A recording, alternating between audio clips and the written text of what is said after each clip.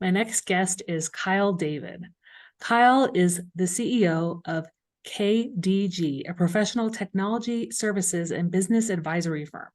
He has also been a part-time lecturer at Muhlenberg College for nearly a decade. Kyle considers his day job to be Chief Education Officer and believes passionately about removing boundaries between academic and professional education. With credentials from Muhlenberg College, Cornell University, Harvard Business School, Kyle seamlessly blends the worlds of technology, business, entrepreneurship, and education. Welcome to the podcast, Kyle. Thank you for having me, Dana. Well, thanks so much for reaching out with your interest to be on the podcast. And, it's a treat to talk to somebody who works in higher ed. I don't often get the chance on the podcast. We'll talk a little bit about your experience working with higher ed students, but we'll start off with the trench story. Tell me about a time when you were in the trenches and managed to crawl out. Sure. And I think teaching as an adjunct, oftentimes people look at an adjunct as sort of the substitute teacher, the absolute bottom of the food chain in secondary ed. And there is some truth to that. Of course, you are the bottom of the food chain.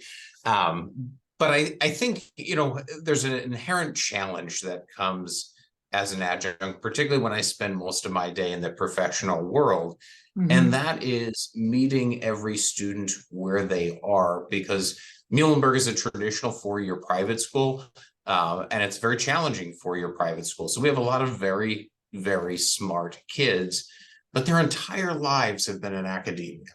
Mm-hmm. And so when I come into the business department, I'm talking to them about real professional things I've done, in the last couple of days, weeks, or months. And it's a paradigm shift for them, because they're looking at taking things they know theoretically and, of course, applying them to something that's very tangible and sometimes very relevant in their lives. Mm-hmm. And oftentimes they stumble.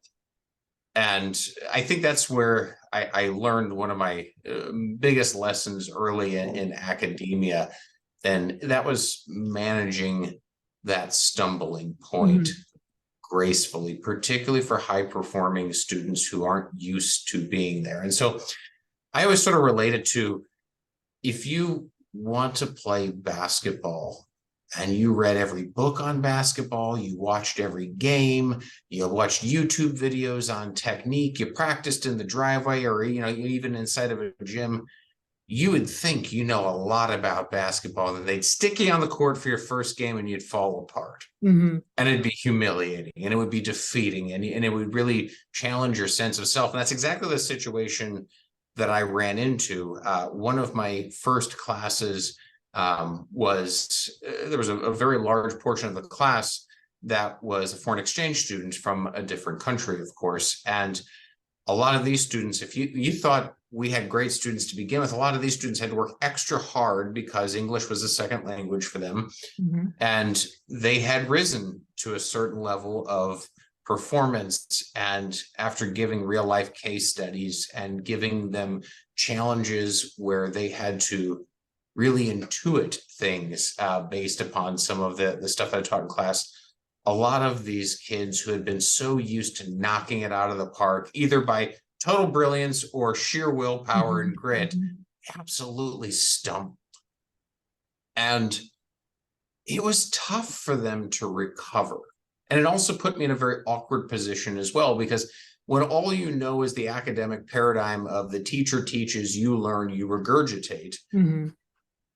Obviously, if you've been doing this successfully for 18 or plus years, you're not the problem. It's this adjunct who's at the bottom of the food chain, coming in here thinking, he knows how to educate.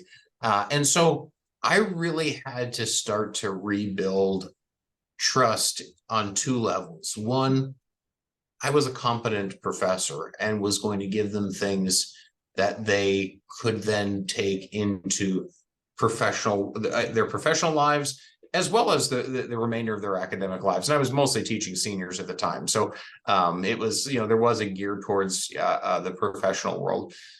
But the second part to that too is that I had to give them a little bit of confidence back in themselves, because I didn't realize how incredibly deflating it is to be a superstar for 18 years, like studying basketball, reading all the Mhm. manuals, playing, shooting, nonstop, nothing but net free throws in your driveway, and then getting pushed into a game and totally with it.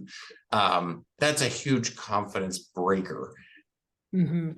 And I almost didn't know how to interpret it initially, because I thought, ooh, maybe I'm not playing with the top brass here. Maybe I overestimated their capabilities. And I think through a bit of one-on-one time with each student, particularly my international students, who a lot of them, this wasn't just a failure for themselves. This was great shame they brought to their name. They weren't prepared, they weren't adequate, they weren't, so on and so forth. So it took a lot of understanding. And honestly, for me, it took a lot of one-on-one listening to really understand where did they stumble.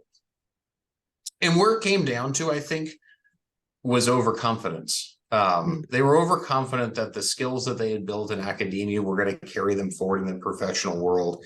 And it's funny, I probably should have known that, because, in my professional life, we hire folks whose academic skills usually take a bit of refinement to make them competent, working professionals.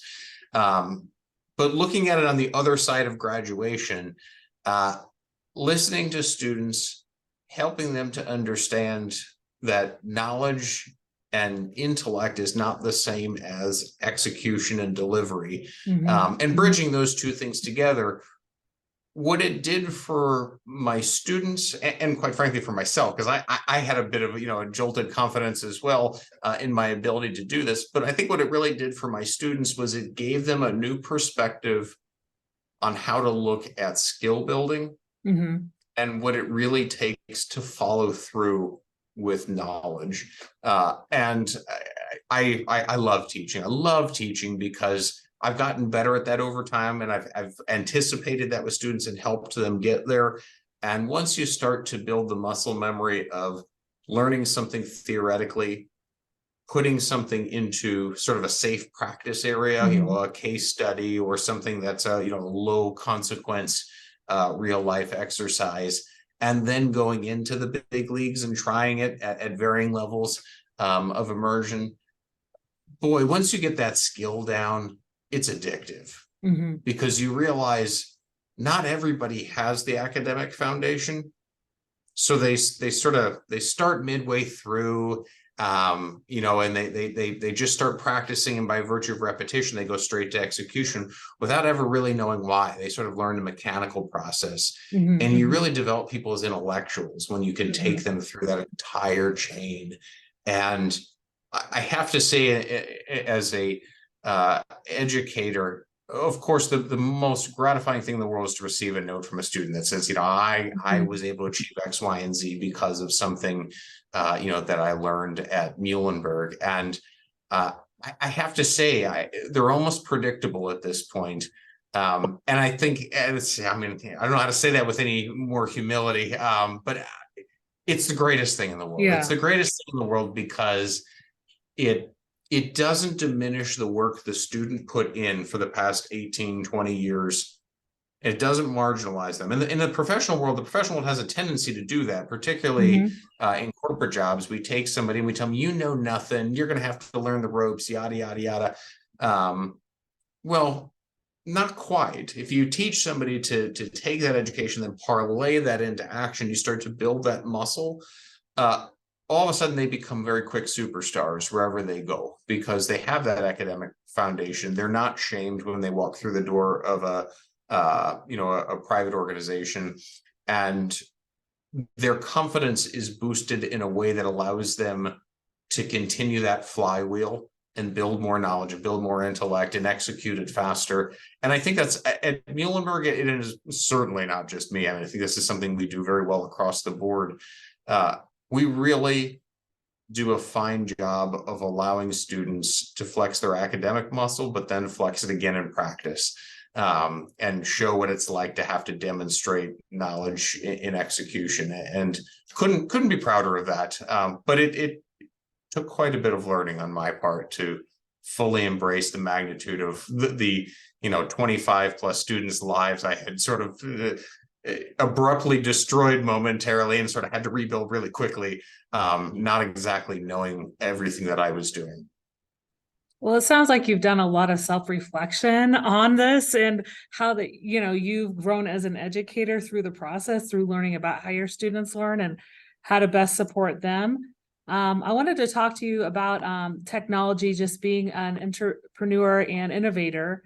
And you said when you're teaching students business, you look at fraud and other things, you simulate playing games. So tell me a little bit about that. Sure. So one of the things I like to do as anybody, on the receiving side of a message, it's the story that sucks you in. Mm-hmm. And without a good story, your attention can only stay for so long, but forget the attention part, your memory only lasts so long. Sure. We like to apply things in our lives that we've seen in the past or at least heard about. And so anytime I am teaching, I like to use it as salacious of a story as possible. Perhaps not the most appropriate word, but I like to use a story that's got teeth to it. I mean, I like to use a subject matter that's got teeth, and so I love teaching about fraud and duplicity in business, and it could be about the most trivial things in the world. Maybe it's the basics of accounting, or it's some light management consulting practices. All right, you wrap that up and okay, today we're going to solve a fraud, or today we're going to let's see how this played out at Madoff Investments or Enron or what have you. What it does is it takes a concept that could be dull, and worse yet, some people may go, duh, of course, if somebody's exhibiting these behaviors, they're doing something duplicitous. It puts it into context about how something like this could happen, and what the warning signs of those things are. So, I always look at Enron's one of my favorite case studies ever, because, you had an organization of 30,000 plus people, most of them good, upstanding citizens, did a wonderful job, and many good, upstanding citizens went to jail and didn't realize what that slippery slope looked like inside of the organization. And so when I teach things like accounting concepts and internal controls and things like that, these are black and white concepts. Here's why. Let's look how a little gray area took down a massive corporation.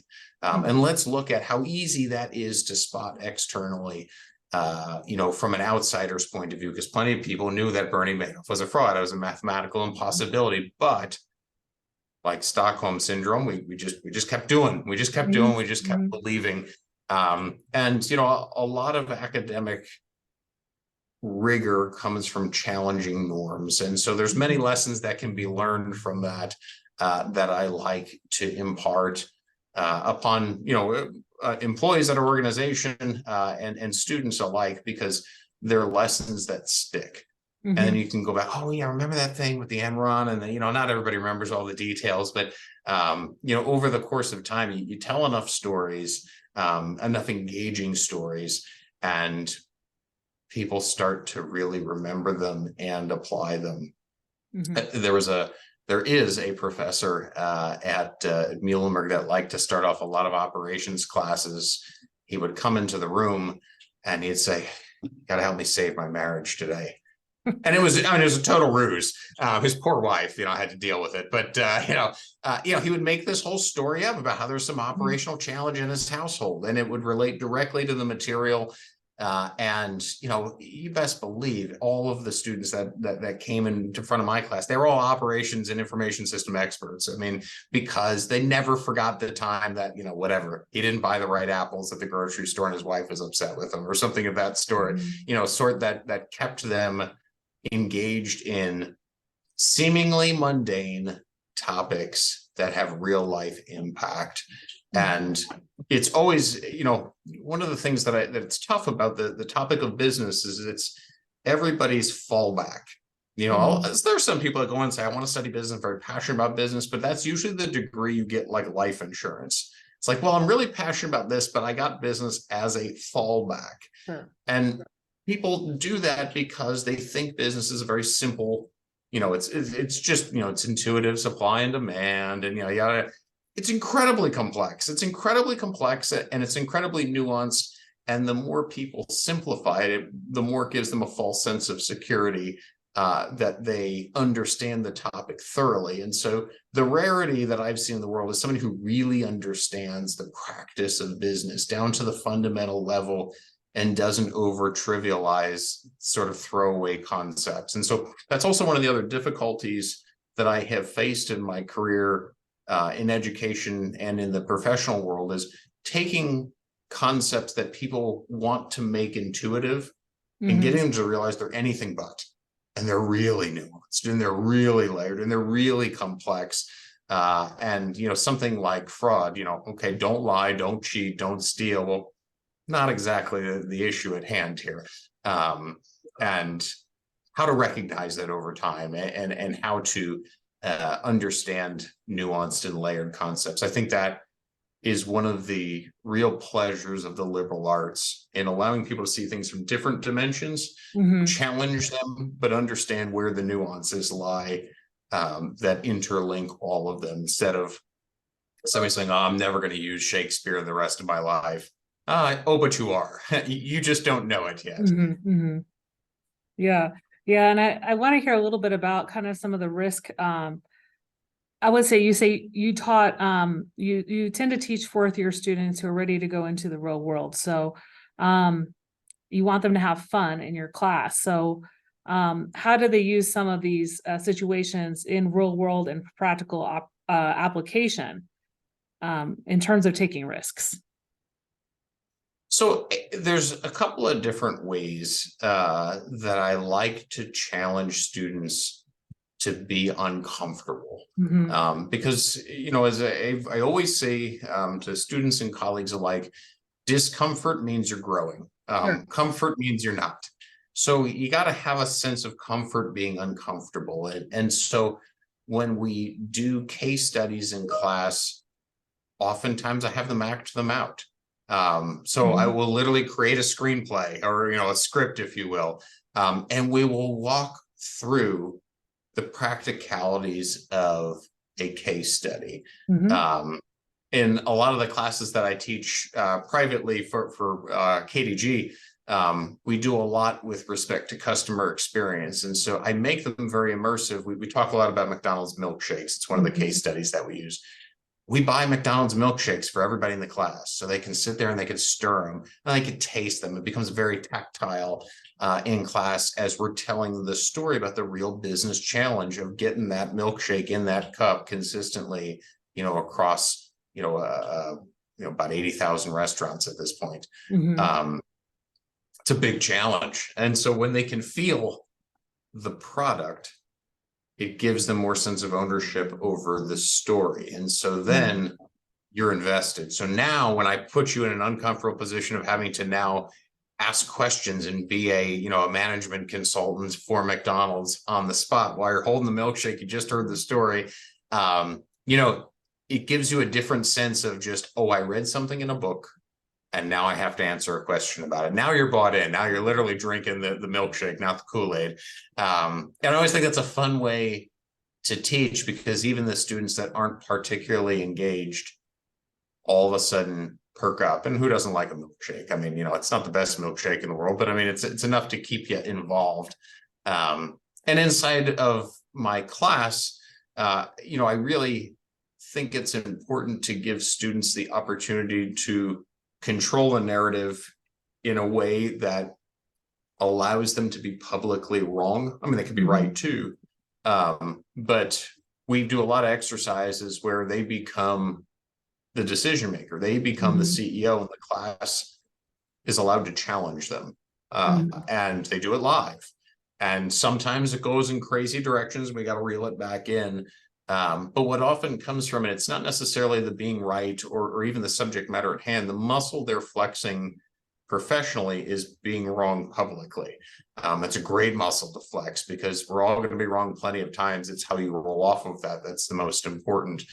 And in the cases of case studies, you can only be wrong so long before you humiliate yourself, so it's really important that you recover quickly so that you can keep it moving forward. And takes about 1 or 2 poor sacrificial students to demonstrate that before everybody wises up really quickly.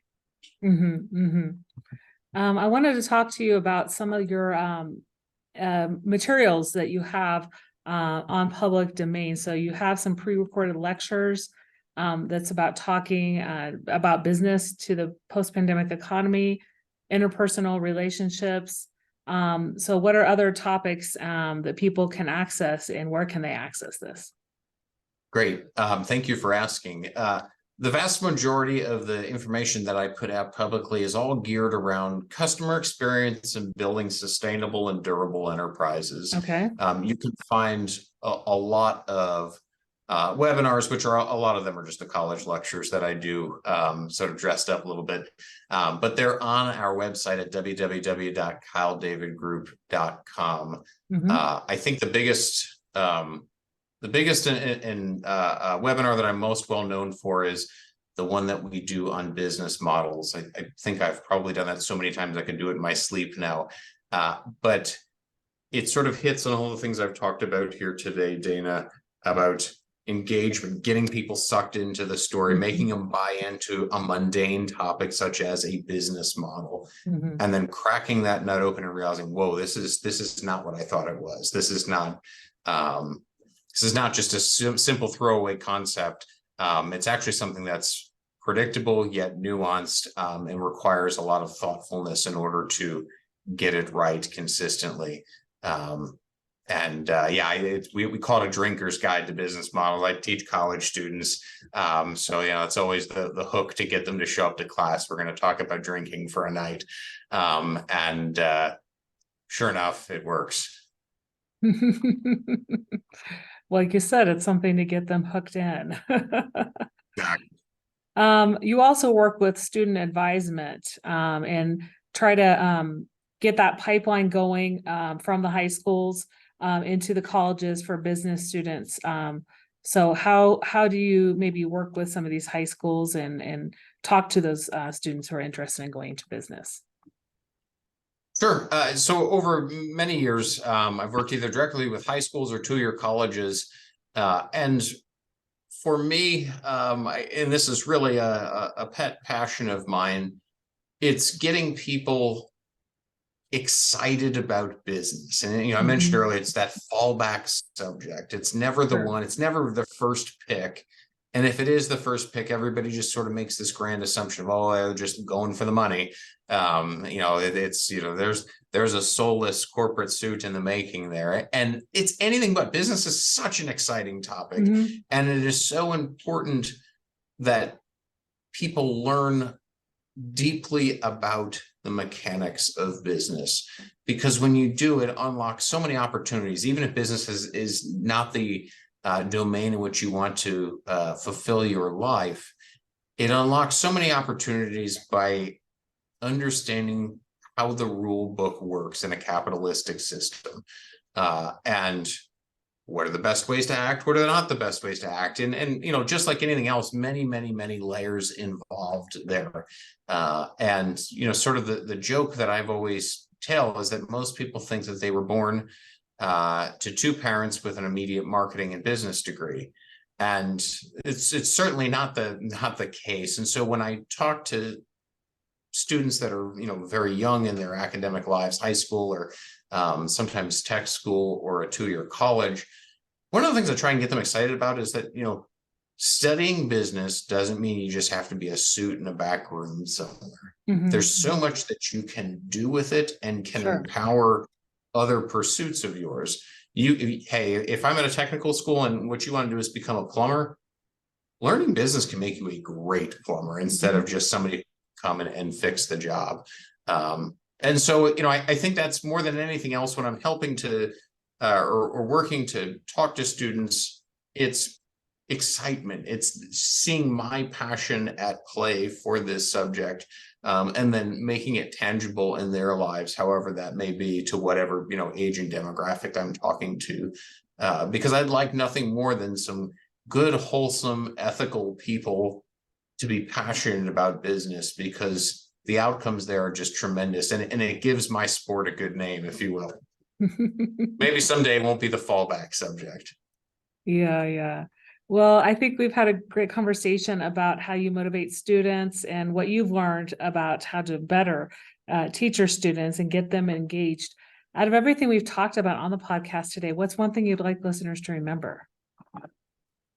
More than anything else, if I were to give advice to other folks who are part-time formal teachers, Mm-hmm. it's bring your whole self to that classroom, Mm-hmm. because that's what makes the part-time teacher, the adjunct, whatever title you may have, that will make what makes them special. And that's what makes students really want to take your class instead of, oh, I couldn't get into any other class, like I'm stuck with the adjunct. You bring your whole self, you bring your career, you bring those things in an academically responsible manner. It's so much fun, and it becomes really addictive. Mm-hmm. Mm-hmm. Where can people connect with you and find you online? The easiest place to find myself and all of our materials on our corporate website, which is www.kyledavidgroup.com. You can find all of the most popular lectures I've ever done are there in webinar form. Okay, well, thanks so much for being my guest on the Out of the Trenches podcast today. It was a pleasure speaking with you and hearing about how you serve students and others who would like to know more about the business platform. Dana, thanks so much for having me.